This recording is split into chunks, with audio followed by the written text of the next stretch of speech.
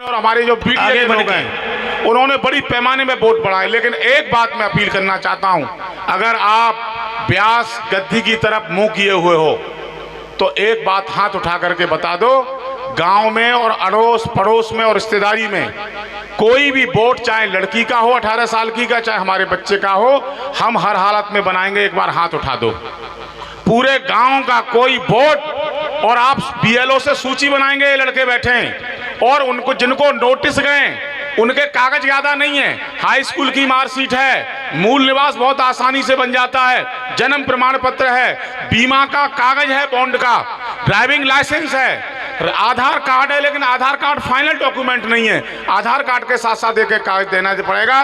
वे सब देखो, वैसे तो हम मान पक्ष के लोग हैं, पश्चिम के लोग हैं, लेकिन भाई हम हाथ जोड़ रहे हैं, कोई वोट बचना ना चाहिए। देवरी वाले हो, कहीं नंसार है, कोई मामा है, कोई गांव में रिश्तेदारियां हैं, बस इतना ही हम मांग रहे हैं आपसे, और ज्यादा कुछ नहीं मांग रहे। धन्यवाद।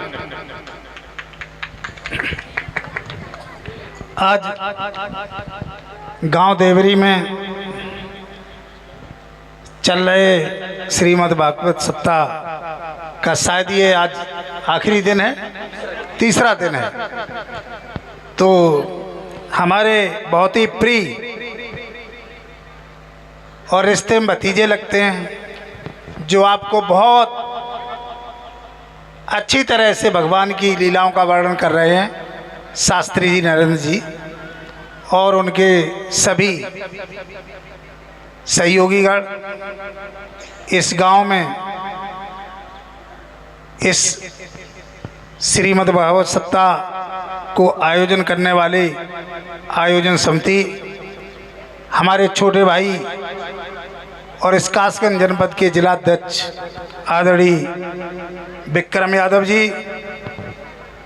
यहाँ उपस्थित हमारे प्रधान जी राम ब्रजेश जी, और हमारे बहुत ही प्रिय समाजवादी पार्टी के नेता प्रवीण राणा जी, हमारे सत्येंद्र प्रधान जी, और हमारा बहुत ही प्रिय दिलीप यादव जी, और इस गांव के हमारे सभी बुजुर्ग, हमारी माताएं बहनें और गौरव अखंड की टीम पूरी, और सभी हमारे नौजवान साथी, माताएं बहनों बच्चों, ये बहुत खुशी की बात है और हम आपको बहुत बहुत धन्यवाद देते हैं और आपका आभार प्रकट करते हैं कि आपने इस शुभ कार्य में जो यहाँ आयोजन चल रहा उसमें हमें आने का मौका दिया।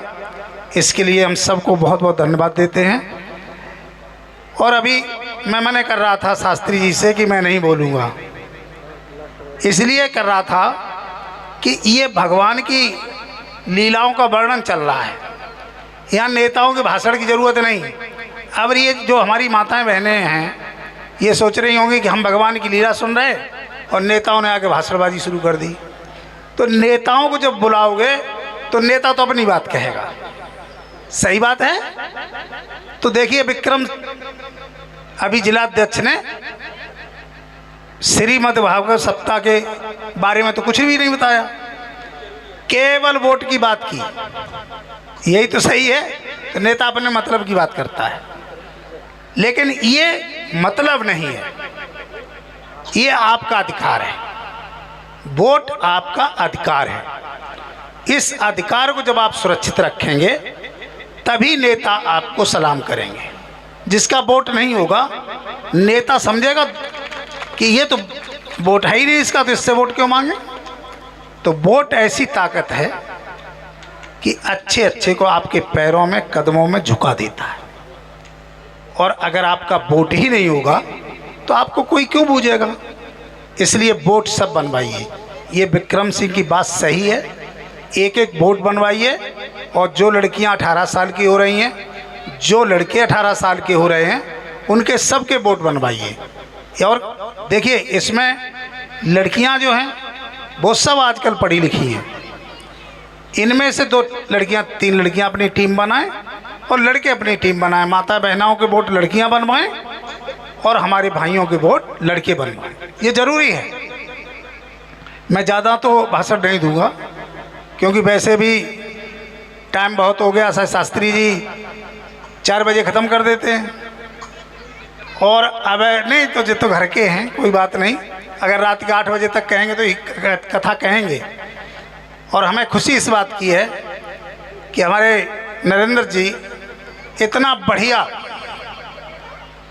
भागवत कहते हैं। मैं उन्हें बहुत बहुत आशीर्वाद देता हूँ और धन्यवाद देता हूँ, और गला बहुत अच्छा है।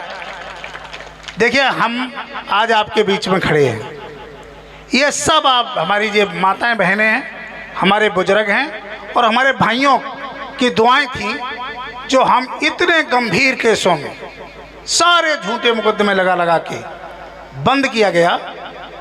आप सबकी दुआएं न होती तो शायद मैं इस जीवन में कभी आपके सामने नहीं आ पाता, जेल में ही सड़ता।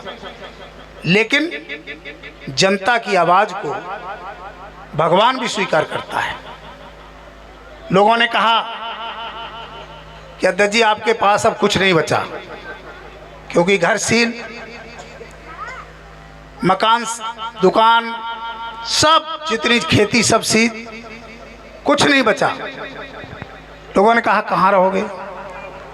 तो मैंने कासगंज और एटा में लाखों घर हैं जो हमारे, इस देवरी में हमारे घर नहीं है, सब गांव हमारा है।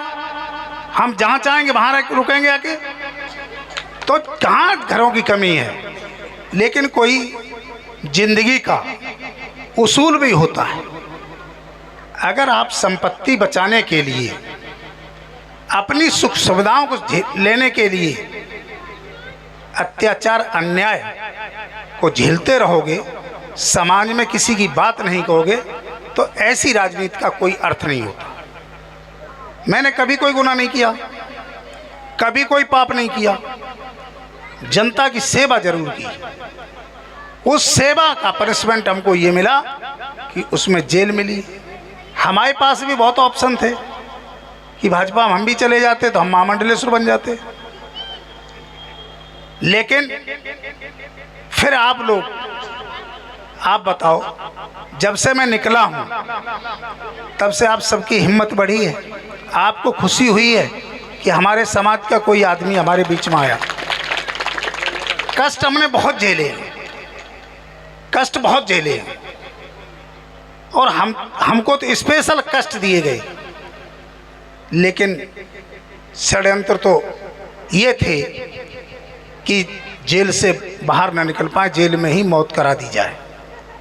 लेकिन जब लाखों लोगों की दुआएं थी, हमारी माताओं बहनों का, हमारे बुजुर्गों का आशीर्वाद हमारे साथ था, वो आशीर्वाद इतना कवच तगड़ा था कि कोई उसको भेद नहीं पाया, और मैं आपके बीच में जिंदा आ गया। ये सब आप लोगों की कृपा थी, सब आप लोगों का आशीर्वाद था। इसलिए मैं चाहता हूं कि पार्टी को मजबूत करना है तो वोट निश्चित बढ़ाना है। और जहां तक ये कथा भागवत क्यों होती है, इसका उद्देश्य क्या है?